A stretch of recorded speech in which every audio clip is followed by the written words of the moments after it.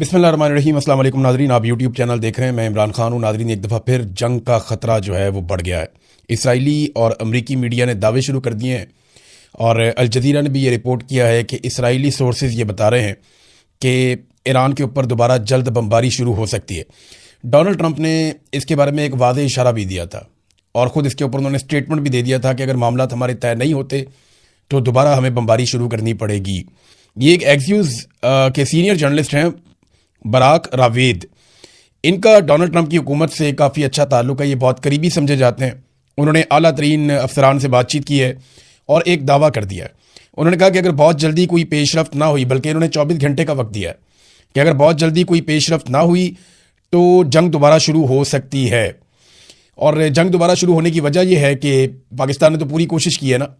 अब इस पर डोनाल्ड ट्रंप ने बहुत तारीफ़ें की हैं पाकिस्तान की, और बार बार तारीफ़ें की हैं फील्ड मार्शल आसिम मुनीर की और शहबाज शरीफ की, क्योंकि डोनाल्ड ट्रंप एक ऐसी दलदल में फंस गए हैं जहां से उन्हें कोई फेस सेविंग नहीं दे पा रहा, कोई भी उनका साथ नहीं दे रहा। हालात बहुत बुरे हैं उनके लिए। इस वक्त डोनाल्ड ट्रंप एक बेचारा है जिसके पास जो वाहिद चारा है वो एक पाकिस्तान का फील्ड मार्शल और एक पाकिस्तान का वज़ीर आज़म है, जो उसकी फेस सेविंग के लिए कोई भी कीमत अदा करने को तैयार है। दुनिया में कोई और डोनाल्ड ट्रंप का भार उठा नहीं पा रहा। यानी डोनाल्ड ट्रंप से लोग अपने आप को दूर रख रहे हैं, अपने आप को बचा रहे हैं। कोई भी इस शख्स की गारंटी लेने को तैयार नहीं है, क्योंकि डोनाल्ड ट्रंप का एक रिकॉर्ड है झूठ बोलने का। और इनका पिछले दौरे हुकूमत के जो झूठ हैं उनको जब कैलकुलेट किया गया इनके 4 सालों के ऊपर, तो पता चला कि डोनाल्ड ट्रंप ने रोजाना के हिसाब से कोई 21 झूठ बोले हैं। हजारों की तादाद में इनके झूठ रिकॉर्ड किए थे अमेरिकन मीडिया ने। अब वो तो पकड़ते हैं ना, वहां तो मीडिया आज़ाद है, वहां तो ऐसा नहीं है जैसे पाकिस्तान के अंदर कि ये उठा के बंदे ही गायब कर देते हैं। बहरहाल अब ये दावा किया जा रहा है कि डोनाल्ड ट्रंप को दोबारा लड़ाई में जाना पड़ जाएगा अगर उसे कोई फेस सेविंग ना मिली तो क्या जंग दोबारा शुरू हो सकती है? इसका सबसे बड़ा जो एक रीजन बन रहा है वो आबनाए हुर्मस की बंदिश है। ईरान ने कहा कि आप मुहासरा खत्म कर दें और हम आबनाए हुर्मस को खोल देते हैं, लेकिन अपनी शराइत के तहत। अमेरिका ने यह कहा कि आबनाए हुर्मस हमने ताकत से खुलवा ली और हमारा मुहासरा जारी रहेगा। अब एक नया प्लान भी अमेरिका ने बनाया, वो प्लान मैं आपके सामने रख देता हूं। ये वॉल स्ट्रीट जर्नल की रिपोर्ट है। ये रिपोर्ट क्या कह रही है? इस रिपोर्ट के मुताबिक अमरीकी हुकाम का कहना है कि अमरीकी फौज ने आने वाले दिनों में ईरान से मुंसलिक बहरी जहाज़ों पर सवार होने और उनकी तलाशी लेने और उनको तहवील में लेने की तैयारियां शुरू कर दी हैं। रिपोर्ट के जो अहम नुकात हैं वो क्या है? कार्रवाई का मकसद यह है कि यह इकदाम ईरान के खिलाफ जारी बहरी नाकाबंदी को मजीद सख्त करने की हिकमत अमली का हिस्सा है, जिसका मकसद ईरान की तेल की बरामदात और दीगर ममनुआ सामान की तरसील को रोकना है। बैनुल-अक़वामी पानियों में कार्रवाई। अमरीकी बहरिया और स्पेशल फोर्सेस को इन जहाज़ों को रोकने और इन पर कब्जे के लिए अलर्ट कर दिया गया है जो बैनुल-अक़वामी समुद्री कवानीन या पाबंदियों की खिलाफ वर्जी कर रहे हैं। यह तैयारी एक ऐसे वक्त में की जा रही है जब आबनाए हुर्मस में ईरान और अमरीका के दरमियान कशीदगी अरूज पर है और जंगबंदी के मुआहदे की मुद्दत खत्म होने के करीब है। अब ये एक, क्योंकि वॉर ट्रॉफी तो मिल नहीं रही, डोनाल्ड ट्रंप को किसी किस्म की कोई फेस सेविंग नहीं मिल रही, तो अब ये करेंगे क्या? अब ये कोई ईरानी जहाज़ जो सिविलियन जहाज़ होंगे या कोई टैंकर्स होंगे या कोई माल बरदार जहाज़ होगा, ये उसके ऊपर कब्जा करेंगे, अपने फौजियों को वहां पे चढ़ाएंगे, वहां वीडियो बनाएंगे। डोनाल्ड ट्रंप उस वीडियो को या तस्वीर को दिखाएंगे और डोनाल्ड ट्रंप ये कहेंगे देखें हमने ईरानी जहाज़ों पर कब्जा कर लिया है, हमारे लिए कोई मसला नहीं, हम ईरान पे भी कब्जा कर सकते हैं। ये स्टेटमेंट आपको आने वाले दिनों में अगर हालात ठीक ना हुए तो सुनने को मिल सकते हैं। फॉक्स न्यूज़ जो डोनाल्ड ट्रंप के बहुत करीब है, यानी रिपब्लिकन वाले फॉक्स न्यूज़ देखते हैं, जबकि डेमोक्रेट्स जो हैं वो ज़्यादातर CNN देखते हैं। तो फॉक्स न्यूज़ ने एक दावा किया, उन्होंने कहा जी आपने हुर्मस पर मुकम्मल कंट्रोल पासदाराने इनकलाब का है, और ये उन्होंने अपने सोर्सेज से बताया और ये सरकारी सोर्सेज हैं। उन्होंने कहा कि बड़े मौसर तरीके से आबनाए हुर्मस बंद है, कई जहाज़ वापस जा चुके हैं।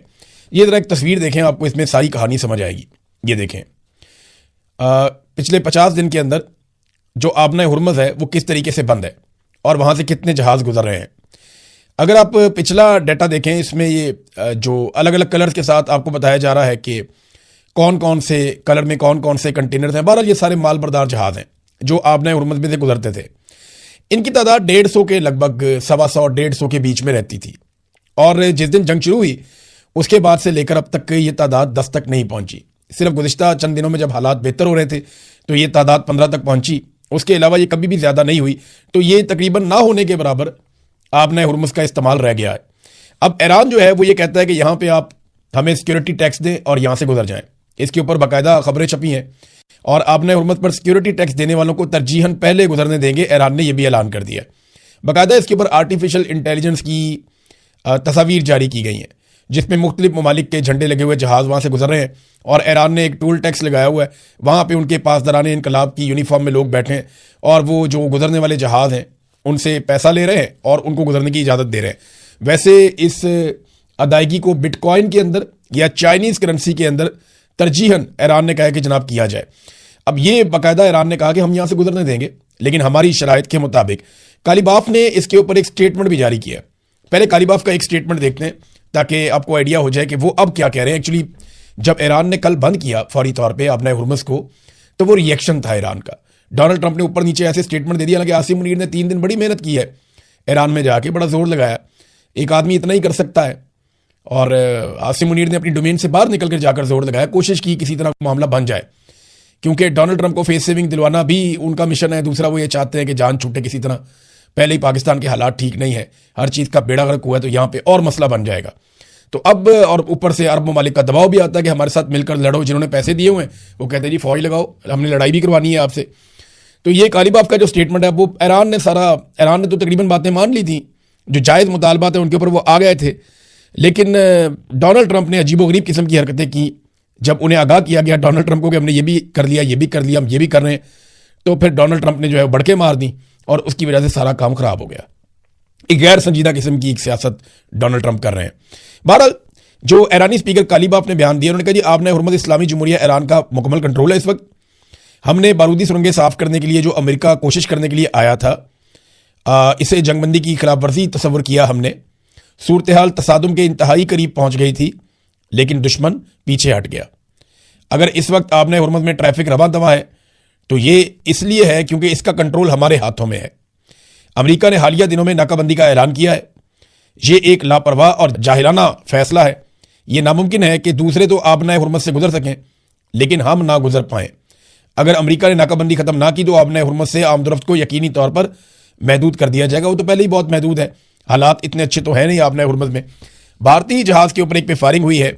भारतीय कंटेनर वहाँ से जा रहा था, टैंकर, उसके ऊपर जो है वो फायरिंग का वाक़या हुआ है। वहाँ पे भारत में ईरानी सफ़ीर को तलब करके उससे जवाब मांग लिया गया है कि जनाब हमारे जहाज़ों के ऊपर फायरिंग हो रही है, हम तो इस लड़ाई का हिस्सा भी नहीं है। तो वो इंडिया को अपना प्रॉब्लम है, लेकिन ईरान के लिए मसला ये है कि वो नाकाबंदी जो अमेरिका ने की है उसके बाद उनकी फ़ौज को बड़े सख्त अहकामात मिले और वो अब किसी को गुजरने नहीं दे रहे।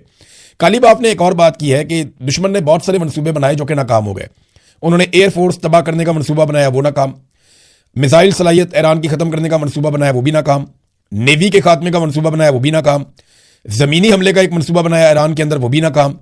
और अब आपने हुर्मुज़ को खुलवाने का मनसूबा बनाया। इन सारे मनसूबों में हमारा दुश्मन नाकाम रहा है। ये बात की कालीबाफ ने, जो मुज़ाकराती टीम के हेड हैं।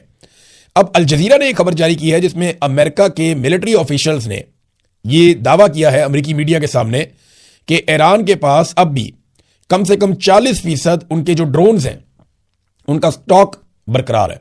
यानी जो ड्रोन्स ईरान ने पहले चलाए, मिसाइलों के बारे में कोई स्टेटमेंट नहीं दिया उन्होंने, लेकिन ड्रोन्स के बारे में उन्होंने कहा जी कि हमें खदशा है कि ईरान के पास अगर सारे नहीं हैं तो 40% कम से कम ड्रोन्स उनके पास मौजूद है। जबकि ईरान का दावा है कि उन्होंने अपने 30% से भी कम हथियार इस्तेमाल किए। अलग अलग बातें करते हैं। अब अमेरिका का दावा है कि हमने बहुत हथियार ईरान के ज़ाया कर दिए हैं। ईरान का दावा नहीं जी हमारे पास बहुत बल्क में पड़े हैं। ऐसा दावा भी किया गया था कि ईरान के पास गालिबन कोई 80,000 के करीब ये शायद ड्रोन मौजूद हैं। अब पता नहीं इतने हैं या नहीं, लेकिन बहुत बड़ी तादाद में वीडियोस तो पहले जारी की गई थी। और जिस तरह ईरान ने चलाया उससे तो ये अंदाज़ा होता है कि उनके पास इनकी मिकदार काफ़ी ज़्यादा है, वो कम नहीं है। अब नाज़रीन, एक तरफ जो है वो डोनाल्ड ट्रंप कोशिश कर रहे हैं, फील्ड मार्शल कोशिश कर रहे हैं को फेस सेविंग मिल जाए, को मामला किसी तरफ चला जाए, जान छूट जाए, लड़ाई ना लड़नी पड़े, क्योंकि अमेरिका को अकेले लड़ने की आदत नहीं है। ये लड़ाई उन्हें अकेली लड़नी पड़ी तो उनके लिए बड़ी मुसीबत बन जाएगी। दुनिया के अंदर उनके पास सुपर पावर होने का एक स्टेटस है, वो दुनिया का सेवियर कहलाते हैं, लेकिन जब वो तबाही फैलाएंगे और दुनिया उन पर तनकीद करेगी तो अमेरिका पहले जैसा नहीं रहेगा, उनके लिए प्रॉब्लम हो जाएगा आलमी सतह के ऊपर। तो अमेरिका को इत्तेहादी तो मिले नहीं। अब इत्तेहादियों के बगैर अमेरिका लड़ाई लड़ना नहीं चाहता, तो डोनाल्ड ट्रंप को फेस सेविंग के लिए अब यही हमारे वाले लोग मिले हुए हैं, आसिम मुनीर साहब, शहबाज शरीफ साहब, ये कोशिश करें तो डोनाल्ड ट्रंप ने इनके लिए एक इनाम भी मुकर्रर किया है। लेकिन साथ ही साथ मैं आपको ये भी बता दूं कि मिडल ईस्ट के अंदर अमेरिकी नकलो हरकत जो है वो बहुत तेज़ हो गई है, बहुत तेज़ हो गई है। उनके जो तैयारे हैं, जो हथियार लेकर आते हैं, माल बरदार तैयारे, वो बहुत तेज़ी से मिडल ईस्ट में नकलो हरकत कर रहे हैं और बहुत तेज़ी से हथियार मिडल ईस्ट में पहुंचाए जा रहे हैं। उनके बहरी बेड़े जो हैं वो मुख्तलिफ एरियाज़ में आकर खड़े हो गए हैं, लंगर अंदाज हो गए हैं। जंगबंदी की मुद्दत का उन्होंने फ़ायदा उठाया है और अब अगर दोबारा जंगबंदी का पाकिस्तान की जानिब से या तुर्की की जानिब से या किसी और मुल्क की जानिब से मुतालबा किया जाता है, तो ईरान की जानिब से हो सकता है ये मुतालबा भी किया जाए कि अमेरिका को रोका जाए कि वो खित्ते के अंदर जंगी साजो सामान की तरसील बंद करे। अब जंगी साजो सामान की तरसील बहुत बड़े पैमाने पर हो गई है, यानी अब अगर अमेरिका ने ईरान के ऊपर अटैक किया तो वो पहले से कई गुना ज़्यादा हो सकता है, जितने बड़े पैमाने पर उन्होंने वहाँ पर हथियार पहुँचाए। फील्ड मार्शल आसिम मुनीर से और शहबाज शरीफ से खुश होकर डोनाल्ड ट्रंप ने एक बहुत बड़ा ऐलान कर दिया, बादशाह सलामत ने। डोनाल्ड ट्रंप का तर्ज अमल तो ऐसे ही है ना, बादशाहों वाला है, और हमारे मामले तो बिल्कुल ऐसा ही है। तो डोनाल्ड ट्रंप ने कहा, I want to repay great field marshal and prime minister of Pakistan for what they have done for the world and specially for United States, कि दुनिया के लिए और अमेरिका के लिए जो खिदमात सर अंजाम दी हैं। पहले नाम लिया फील्ड मार्शल का, फिर शहबाज शरीफ का। डोनाल्ड ट्रंप को आहिस्ता आहिस्ता पता चल गया इन दोनों में सीनियर कौन है और जूनियर कौन है। तो डोनाल्ड ट्रंप ने पहले नाम लिया फील्ड मार्शल का, फिर बाद में नाम लिया शहबाज शरीफ का। वो भी समझ गया कि अर्दली कौन है और ऑफिसर कौन है। तो फील्ड मार्शल का नाम पहले लिया, शहबाज शरीफ का नाम बाद में लिया, और ये कहा कि हमारे लिए बड़ी खिदमात इन्होंने सर अंजाम दी है, तो मैं इन्हें एक इनाम देना चाहता हूं। आई टॉक टू फीफा, मैंने फीफा से बात की है, ये फुटबॉल की जो फेडरेशन है, वर्ल्ड कप आने वाला है, FIFA president, to get him to add Pakistan football team in coming world cup और थ्रो आउट एनी नेटो team to make some room. वो कह रहे नेटो की कोई एक आधी टीम बाहर निकालो फीफा वर्ल्ड कप में से और पाकिस्तान की टीम को फीफा वर्ल्ड कप के अंदर डाल दो। यानी अपने लिए नोबेल पीस प्राइज और हमारे लिए सिर्फ वर्ल्ड कप के अंदर पार्टिसिपेशन। पता है पाकिस्तान टीम की क्या दुर्गत बनेगी? हमारा खेल ही नहीं है फुटबॉल भाई। हम तो क्रिकेट खेलते हैं, हमारे खेल और तरह के, बॉक्सिंग खेलते हैं हमारे लोग, क्रिकेट खेलते हैं और बहुत सारी गेम्स खेलते हैं, लेकिन हॉकी भी खेलते हैं, लेकिन फुटबॉल नहीं खेलते। पाकिस्तान में फुटबॉल लोग खेलते हैं लेकिन उतना अच्छा नहीं खेलते। हमारी कोई वर्ल्ड क्लास लेवल की कोई टीम नहीं है, ना वो ट्रेनिंग है, ना उस तरह के ग्राउंड हैं पाकिस्तान में।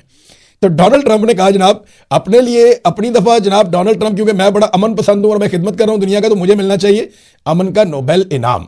लेकिन फील्ड मार्शल को और शहबाज शरीफ को मैं ये कर देता हूं कि एक आधी टीम निकाल के नेटो की बीच में से, फुटबॉल वर्ल्ड कप में से, तो पाकिस्तान की टीम बीच में डाल देता हूं। बहुत बड़ा एहसान किया डोनाल्ड ट्रंप ने। ये तो डोनाल्ड ट्रंप ने अभी से ही बेइज्जती करना शुरू कर दी है, अभी तो कोई गलती भी नहीं हुई फील्ड मार्शल से और शहबाज शरीफ से। मेरे ख्याल में डोनाल्ड ट्रंप की तवक्कुआत बहुत ज्यादा है फील्ड मार्शल से और शहबाज शरीफ से, और हमारे अरब ममालिक की तवक्कुआत भी बहुत ज्यादा है।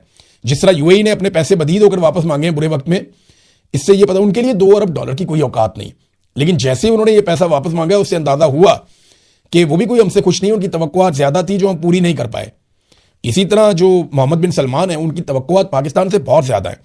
क्या पाकिस्तान ने जो सबको काका दिया हुआ है या सबको जो तवक्कुआत भरपूर किस्म की दी हुई है, पाकिस्तान उन पे पूरा उतर पाएगा? ये एक बड़ा सवाल है, इसका अभी हमारे पास जवाब नहीं है। लेकिन रावलपिंडी में ऑर्डर जारी किए गए हैं कि होटल्स, शादी हॉल्स, हॉस्टल्स, मदारस, ये सारी चीजें बंद कर दी जाएं। सर्च ऑपरेशन चल रहा है रावलपिंडी में, पुलिस हर चीज को खंगाल रही है। शायद किसी डील के लिए डोनाल्ड ट्रंप के आने की तवक्को है या मोहम्मद बिन सलमान के आने की तवक्को है या कोई गैर मुल्की हुक्मरान पाकिस्तान में आएंगे, तो इसके लिए पुलिस जो है वो बिल्कुल पागलों की तरह उनसे काम लिया जा रहा है, वो दौड़ भाग लगी हुई है। साबिक वज़ीर आज़म इमरान खान को सिक्योरिटी के पेश नज़र ये एक दिन भी अदालत में पेशी के लिए नहीं ला सके। सिक्योरिटी का बहाना बनाकर एक दिन भी साबिक वज़ीर आज़म को अदालत में पेशी के लिए नहीं ला सके, तो ये दुनिया को कैसे बताएंगे पाकिस्तान महफूज है डोनाल्ड ट्रंप के लिए और बाकी सारों के लिए? इन्होंने ड्रामे कर करके ना पाकिस्तान का मजाक बनाया हुआ है। इमरान खान को भी अदालतों में आने देना चाहिए था, ताकि दुनिया को भरोसा रहता कि पाकिस्तान एक ऐसा मुल्क है जहां पे अमन व अमान है और कोई इतनी बुरी बात नहीं है। नाज़रीन, एक चीज मैं आपके सामने रखना चाहता हूं, दो चीजें हैं, दो आखिरी खबरें हैं। उनमें एक खबर तो यह है कि LNG के जो टर्मिनल्स लगाए गए हैं पाकिस्तान में, इन पे अली परवेज मलिक जो वजीर पेट्रोलियम है, उन्होंने बड़ी तनकीद की है। उन्होंने कहा जी LNG टर्मिनल्स के मुआहदे नाकस है। अगर मुआहदे के मुताबिक हमें गैस ना भी मिले, यानी अगर हम गैस टर्मिनल के अंदर नहीं भी रख रहे, होता यह है कि हमारी LNG बाहर से आती है, वो बाकायदा बहरी जहाज पे आती है, वो LNG जो है वो पहुंच जाती है हमारे पोर्ट पे, वहां पे टर्मिनल लगाए हुए हैं, उन टर्मिनल्स के जरिए से आप अपने सिस्टम में डालते हैं और वहां पे आप भरते हैं। अब स्टोरेज भी है।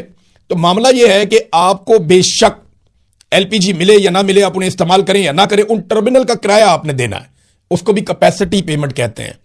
और ये $15 मिलियन की कैपेसिटी पेमेंट आपको करनी पड़ती है। $15 मिलियन ठीक ठाक अमाउंट है, ये आपको देने पड़ते हैं। आप उसको इस्तेमाल करें ना करें, कैसी दिहाड़ी लगाई अगलों ने। एक दफा उन्होंने वो एक फैसिलिटी बनाई और नवाज शरीफ ने और शहबाज शरीफ ने उनको ऐसा नवाजा, उनके साथ ऐसा मुआहदा किया कि हम LPG लें या ना लें, हम आपको इसका किराया देते रहेंगे। $15 मिलियन आप हमसे वसूल करते जाइएगा। आपकी मौजें लग गई हैं। ये मुआहदा किया है इन्होंने पाकिस्तान के साथ। इनका अपना वजीर कह रहा है कि ये कोई सरपों ही नहीं है इसका, वो सर पकड़ के बैठा हुआ है। इनका अपना वजीर है अली परवेज मलिक। और ये मुआहदा किसने किया था? नवाज शरीफ की काबीना ने, नवाज शरीफ ने। शाहिद खाकान अब्बासी उस वक्त वजीर था, इन्होंने ये मुआहदा किया था। अंदाजा करें आप इन्होंने पाकिस्तान को कैसे कैसे लूटा है। आईपीपीज में कैपेसिटी पेमेंट, यहां पे भी कैपेसिटी पेमेंट, हर जगह पे कैपेसिटी पेमेंट कि जनाब हम पैसा आपको देंगे, हमारा मुल्क चले या ना चले, बिजली बने या ना बने, पैसा हम आपको देंगे। और ये पाकिस्तान की मिलिट्री एस्टेब्लिशमेंट ने पाकिस्तान के साथ अपने फेवरेट सियासतदानों के जरिए से करवाया है और आज पाकिस्तानी इस जाल में फंसे हुए हैं। आखिर में नाज़रीन एक खबर मैं आपके सामने रखना चाहता हूं। खबर क्या है? मैं एक वार्निंग भी है जो मैं जारी कर रहा हूं। माजी में ना हमारे इदारे में बैठे हुए लोगों ने 5th जनरेशन वॉर का एक बयानिया दिया और इस बयानिया के जरिए से हजारों नौजवानों को अपने साथ जोड़ लिया। हजारों नौजवान 5th जनरेशन वॉर के लिए वॉरियर बन गए थे माजी में, लेकिन जब हकायक खुले, इमरान खान साहब ने एक बयानिया बनाया, वो सारे समझ गए जनाब गेम तो कुछ और है, तो वो पाकिस्तान की मिलिट्री एस्टेब्लिशमेंट के खिलाफ हो गए और वो सारा बना बनाया खेल उल्टा पड़ गया। अब एक मरतबा फिर जो है वो 5th जनरेशन वॉर का तजर्बा नाकाम होने के बाद कुछ आगाही का तजर्बा किया जा रहा है और इसमें बड़े पैमाने पर जो है वो सरकारी इदारे के अंदर जो लोग काम करते हैं बेचारे, उन सबको जो है वो इस काम पे लगा दिया गया है। गालम बलोच के ऊपर, बदतमीजी करने के ऊपर हजारों अकाउंट्स बनाकर तो उनसे भी अब वही बेहूदगी करवाई जा रही है। ये इंतहाई नाक़िस हिकमत अमली है, ये कल को गले पड़ेगी और मैं लिख कर देने के लिए तैयार हूं कि ये भी कल को गले पड़ेगी। वजह यह है कि आप जिसको सोशल मीडिया पे ले आते हैं ना, उसको आज नहीं तो कल नहीं तो परसों, वो सोशल मीडिया पे सिर्फ लिखता नहीं है, वो पढ़ता भी है। वो जितना लिखता है उससे ज्यादा पढ़ता है। तो ये बात आप ज़हन में रखें कि पढ़ने से शऊर आता है और इन लोगों को जब शऊर आएगा ना तो ये हजारों लोग भी आपके गले पड़ जाएंगे। और जो इस वक्त हुकूमत है जो इस तजर्बे में शामिल है, यानी इदारों को सियासत में घसीटने का क्या फायदा? मोहसिन नकवी ने कहा कि आसिम मुनीर अपना हर वादा पूरा करते हैं। मैं कहता हूं आसिम मुनीर साहब कौम से कोई वादा करें ही ना, हमें कोई वादा उनसे चाहिए ही नहीं। वो सिर्फ अपना हलफ पूरा करें कि वो कभी सियासत के अंदर दखलंदाजी नहीं करेंगे, वो कभी सियासत के अंदर हिस्सा नहीं लेंगे। सिर्फ इतना कर देना, हर फौजी, हर पुलिस वाला, हर ब्यूरोक्रेट, हर आदमी अपने हलफ की पासदारी कर ले तो पाकिस्तान कहां से कहां चला जाए। अब तक के लिए इतने, अपना ख्याल रखिएगा, अपने चैनल का भी। अल्लाह हाफिज़।